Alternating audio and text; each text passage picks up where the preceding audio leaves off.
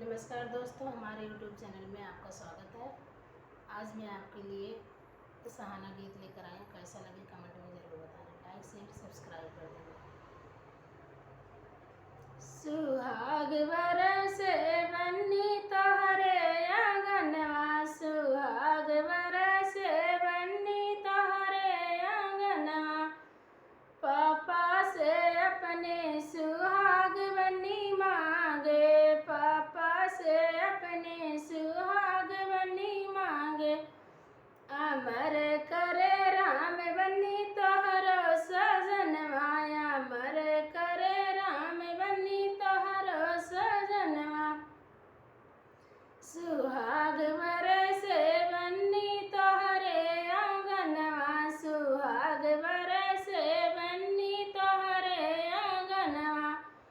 चाचा से अपने सुहाग बन्नी मांगे, चाचा से अपने सुहाग बन्नी मांगे। अमर